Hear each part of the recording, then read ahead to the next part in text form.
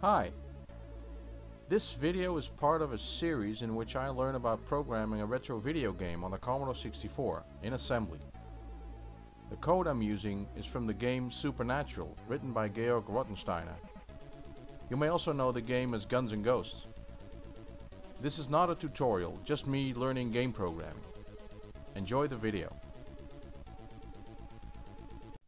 Yeah, it's time for step 6 in our adventure into Supernatural.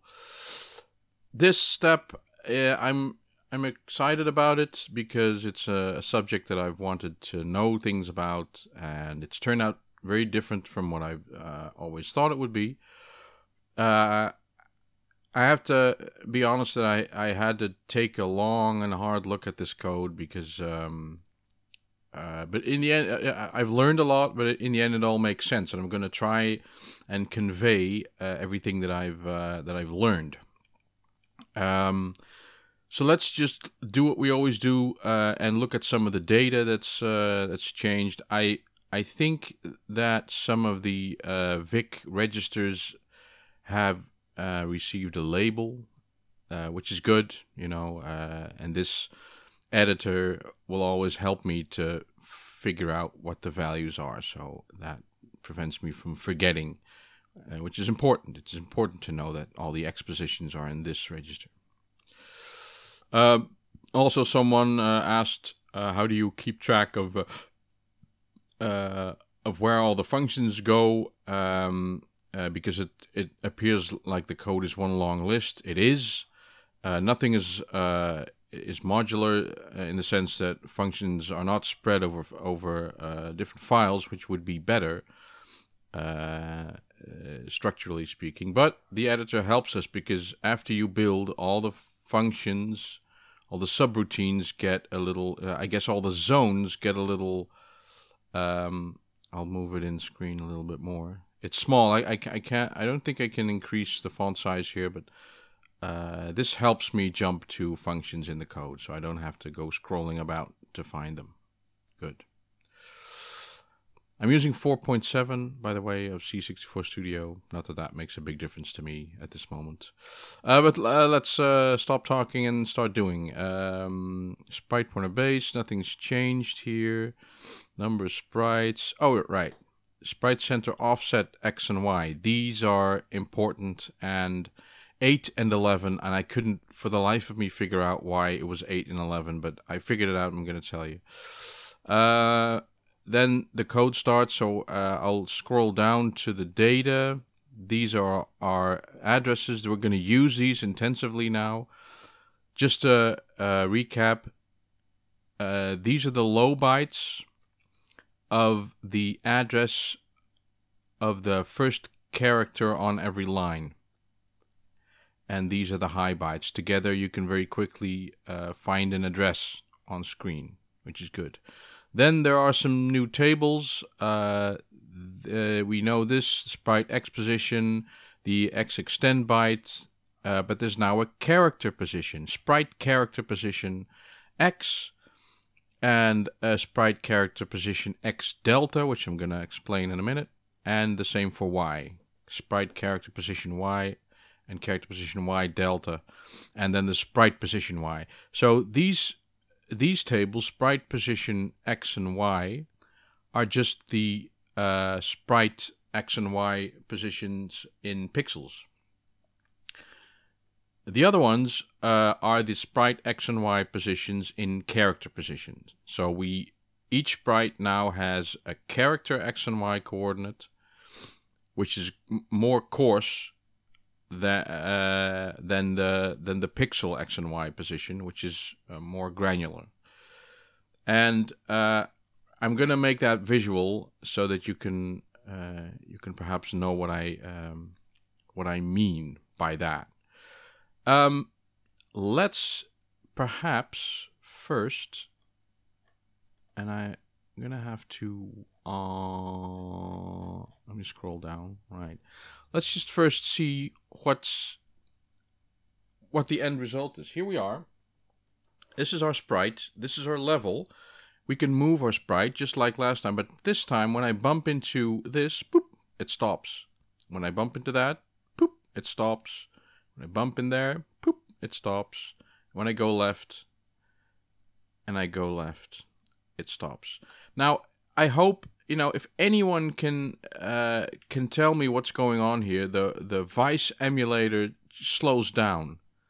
The longer I do this, the more it slows down, and it must have something to do with the raster interrupt. But it gets slower and slower and slower, and I cannot for the life of me figure out why that is. It's hardly movable now. I couldn't play this game in the emulator. See, I'm doing the same thing. It's just bogging down. So if anyone knows what that is, or if anyone knows what I should do to prevent that from happening, then please. Because I'm not doing anything weird in the code. I'm just doing what the Commodore would do, but the emulator just can't handle it. It's just bogging down. Why is that? It must be a bug. Just to show you, I'm using the 2.4 version, which I think is recent, but I don't know. It's just for our demonstration, it's enough. What you're seeing, the sprite has changed. It's actually turned into the hitbox. This is the shape that we are going to use as a hitbox, and we do our hit detection around this hitbox, and it's all calculated. It's important to know that the Commodore 64 has a Sprite-to-background collision detection, which simply is a bit that says, this sprite has connected with the background. Now, in our case, that would be unfortunate because all of this is characters, and this is characters as well. So the Commodore cannot make a difference between these characters and these characters. And then also, this would result in a hit, but if I touched the top, it would result in the same hit. It says, hit, but it doesn't say where. Am I hit from the top, from the bottom, left, or right? So it's a handy thing, but it's completely unusable in our case. So we calculate. Now let's look at the sprite. I'm going to close. I meant to say yes. Close the emulator. Let's look at the sprite. Here we go. I've changed the sprite. I'm guilty. The sprite looks like this. I just had to add some lines to make something clear to myself. This is the sprite that we saw. Now, as you can see, this is the entire sprite area, but we're using only this, and this is our hitbox, which means that if we draw a player character that is larger than the hitbox, then we can actually touch an enemy physically before the hit is detected. If we use the Commodore 64 sprite-to-sprite or sprite-to-background hit detection, it would react on any touch. You get the pixel perfect thing. This will allow us to draw a sprite around the hitbox. We have 2 pixels below. We can sink into the background, or we can touch an enemy for the first 2 pixels, and the 3rd pixel is a hit. Also, what is good to mention is that when we place a sprite on the screen and we give it an X and a Y coordinate, and I mean a pixel X and Y, it is this pixel, the top left one, that determines where the sprite goes.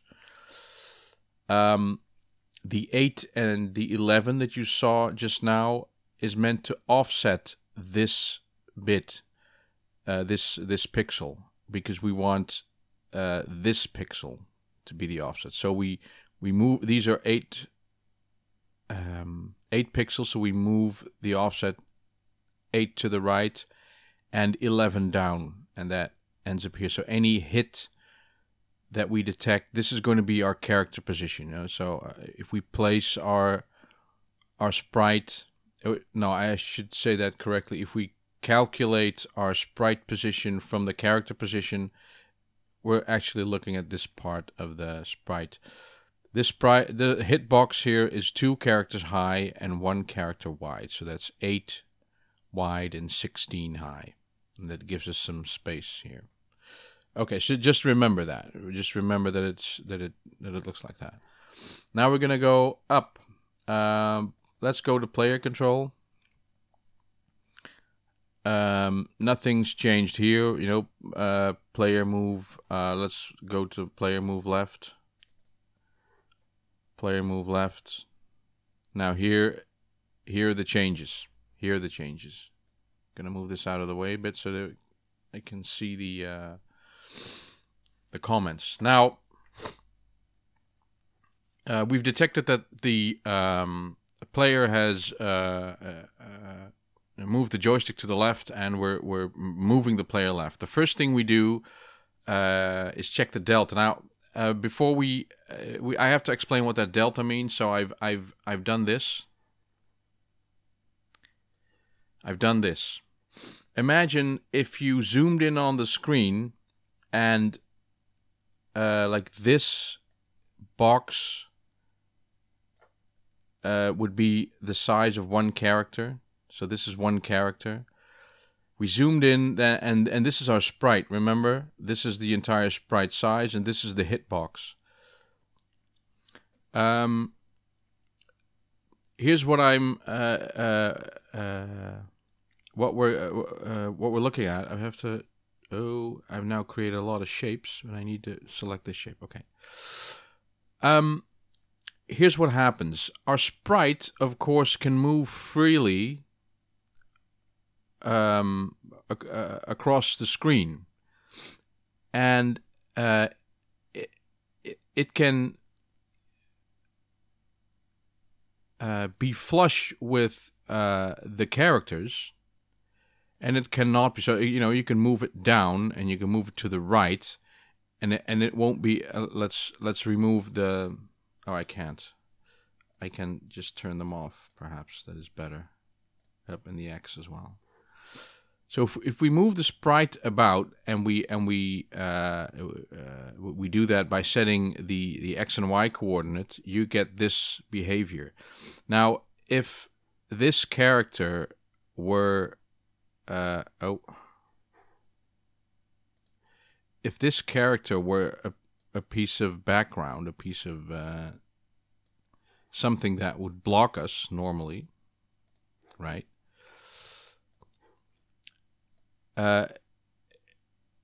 If I was flush with the character, I would bump into this, and I would have to check whether this was blocking us only if we're flush on this side. Because if we're here, we don't have to check yet. We only have to check at the moment that we're flush with the characters. The same goes for this position. If we're going down, there's no need to check whether this character is blocking us yet. That need only arises at the moment that we are flush with the character. So the sprite can move freely, but and it has a character position, but only when the sprite is flush with the characters do we need to check whether something is blocking. The delta is when I move the sprite right 1, the delta goes up, the delta X goes up 1, and the delta goes to 2 and 3 and 4 and 5. So we'll have character position this, and the delta will be added up until the moment that we're flush with the next character. Then the delta goes back to 0. So when we use this delta function, there's an X delta and a Y delta, of course, and we use this delta function to determine whether or not we're flush, because we only have to check whether we have a hit when we're flush. Now, if we're moving left to right, a number of things can happen. If we're moving left and we're flush, then we only have to check this character and this one. Yeah. But we can be flush in one direction, but not... Oh, sorry. Did a boo-boo.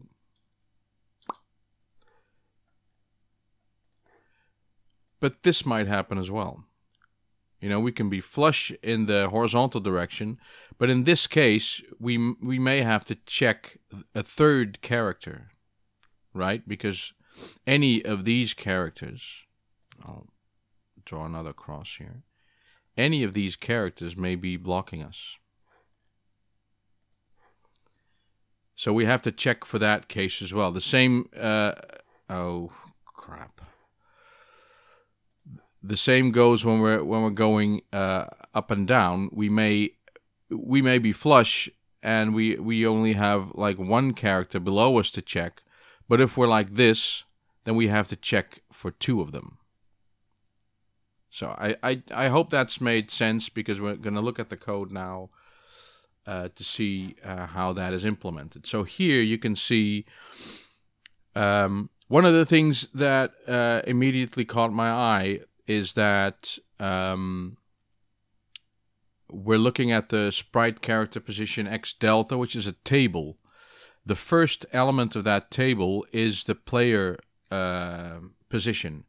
And this function is called player move left, so this is only called for the player. And we don't actually index. We just use the address for that table, and we know that it gives us the first coordinate, like the first element, but it's unindexed. So it's sort of an implied thing. It's tricky, but you know it works. But it's kind of tricky. If we ever think, oh, we can use this function for other sprites as well, we have to realize that we're looking at the first element, which is always the player thing. So we should really index this, but you know, Georg has decided not to do that. So what do? We check whether we are, we're moving left, and the first thing we do is we check whether oh, wait a minute, I'm skipping something. I'm skipping an important thing. Because in the main function, and I should show that probably, we're calling this calc sprite position from character position. Let's see. Oh, I can't.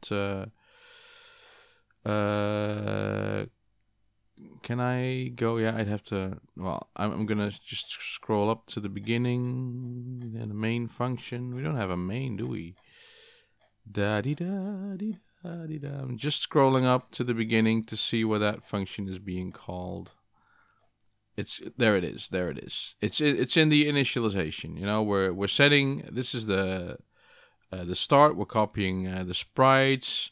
We're setting the memory, the Vic background color, and the multicolor settings we do.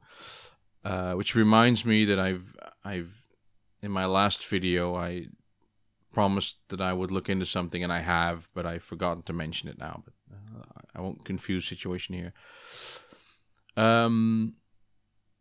We do build screen. We've seen that was the thing that we did last time. I'm gonna say it anyway. I was wondering why we didn't do any page boundary checking on horizontal lines. Well, the reason is simple. We're never crossing a page boundary because we're indexing with a Y register, which can never be larger than 255.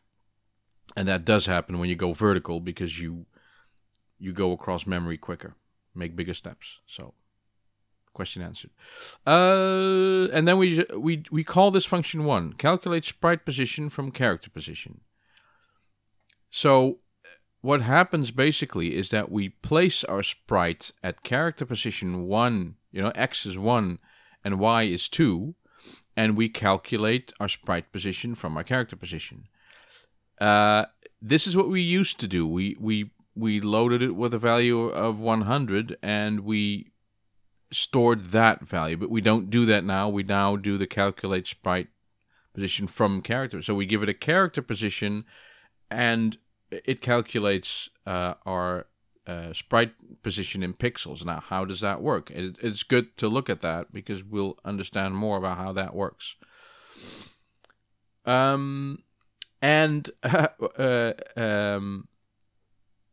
Right, calculates the real sprite coordinates, so that's like the pixel sprite coordinates from screen character position. So parameter 1 is a character position X, parameter 2 is character position Y, and X is the sprite index. Now, the first thing that came to my mind is that we would be using this function a lot. But actually we don't. Because if I look at what the function does, it's very cumbersome. If this was called every time, because what we do is we clear the extend bit for this sprite. This bit of code, we use the bit table again. We exclusive OR with 255, which means we flip the bit, and then we AND the value that is there with what we have, and then store that. So that sort of clears the extend bit for us. And we tell the Vic to do that. So if the sprite was beyond the 255 limit, it would be placed back. If we did that every frame, our player sprite would be flickering like mad. Then we look at our sprite character position X to determine, if it's larger than 30, which is basically where that border is, but then in character terms, then we need to either set or not set the extend bit. So we have to really look at that. And this is where we set either we don't use the X bit, so we go on with calculating, or we do need the X bit, and this sets it.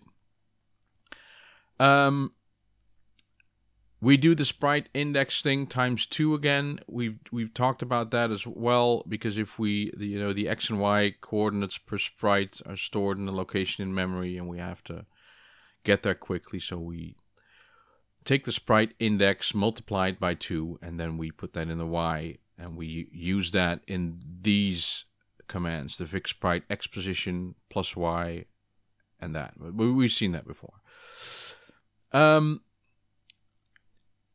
Okay, so we have an X position in characters. Now, every character is 8 bits wide, so we have to multiply our character position by 8.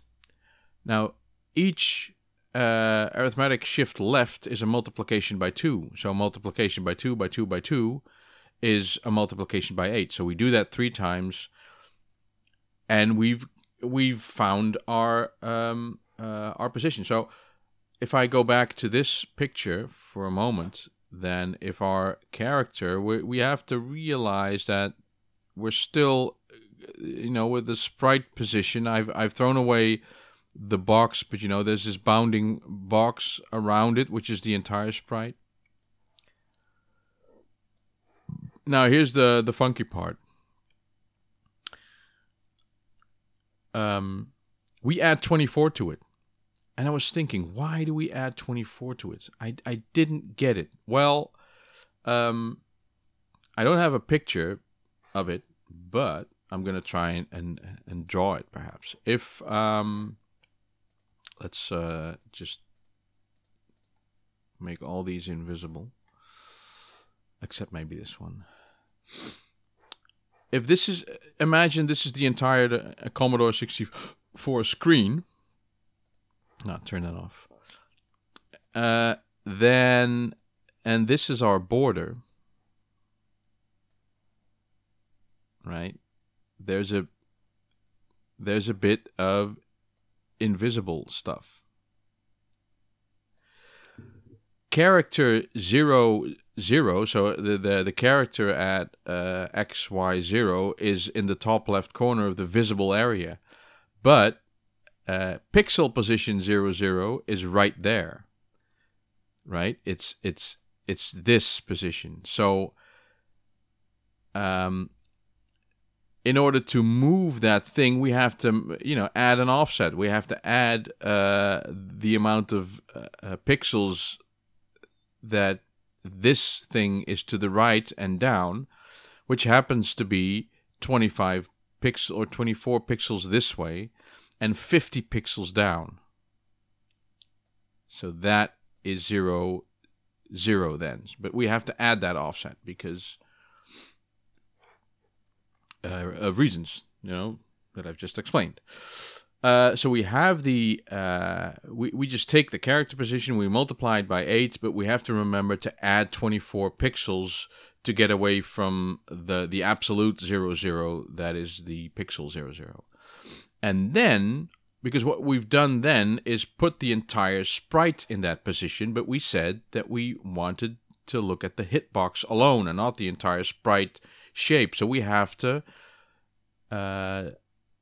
subtract the sprite center offset, and these are the values that we saw before. This is 8, and the other one we do the same for y. So we add 50 to get the offset from the absolute 0, and then subtract 11, and that is the 8 and the 11 that we had before, right? And then we set the delta to 0, 0, because we're setting it to an exact location. There's no, we're immediately, we are flush with the characters. That's where we start. So we also immediately have to start checking for collisions as soon as we start moving. Also note that the deltas cannot be larger than the value 7. So it's either 0 to 7 for X and Y, because characters are 8 bits wide and 8 bits high. Okay. Now, that was interesting. This took me a while to figure out. But again, these values, 24 and 50, are they're simply to be found in the programmer's reference manual. That book is ace. There's so much in there. Okay, back to player control. And player move left. There we go. So, the first thing we do is, are we, check, are we flush with characters? Which means, we're moving left, are we flush with characters? If we're not, then we don't have to check. And this says, well, if the value of that check is 0, branch equals 0 means can move left. So if the delta is 0, then we have to check if we can move left. If it's not, we just can move left. And can move left simply means is decrease our sprite character position x delta. So we're going to the left 1 pixel. And we just call the same move sprite left function. That's it. And we're done, right? So that is the shortest route through this move left function. If we're not flush, then just move left and get out. It's very quick. But if this delta says, hey, we are 0, we moved left enough to make the delta 0, and that I forgot to say that we calculate the position from our character position only once, and after that the deltas are just controlled by the player movement. We never do the calculation again. We just do it once when we place the player, and after that it's just all moving the player around, and the deltas move up and down as we go left and right. And so if we're moving left and the delta has turned 0, then hey, we have to check if we can move left. So what happens? The first thing we do is we check the y delta. If the y delta is not 0, are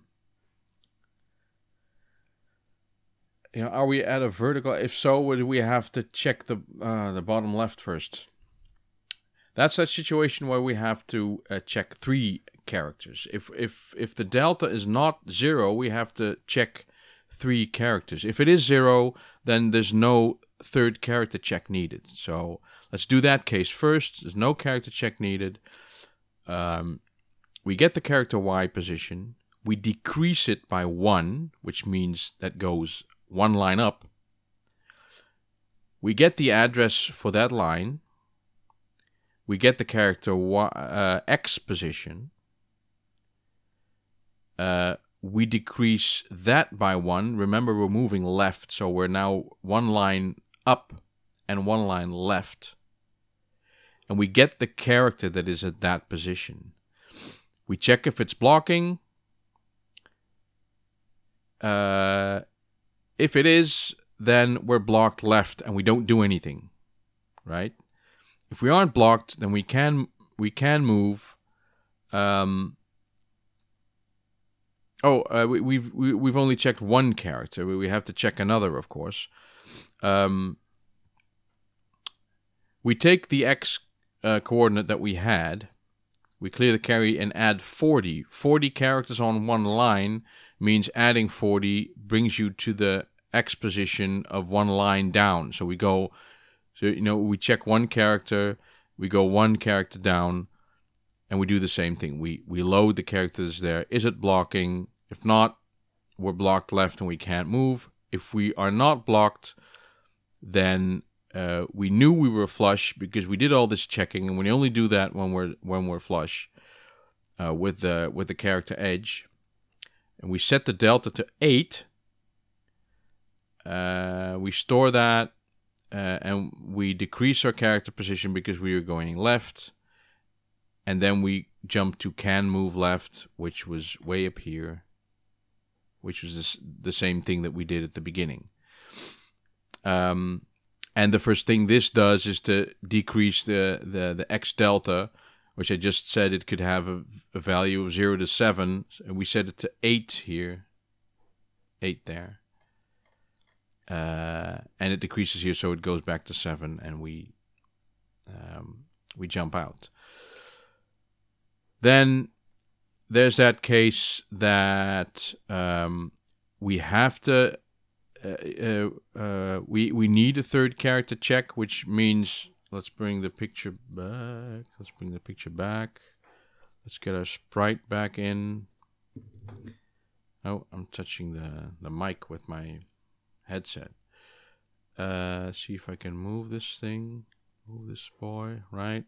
That was this case. We're moving left and we're not flush. So we're not flush in the Y direction, but we are flush. Am I saying it right? We are flush there, but not there. So we have this, and this. These three characters can block us. I go again. It's not handy. Do it like that.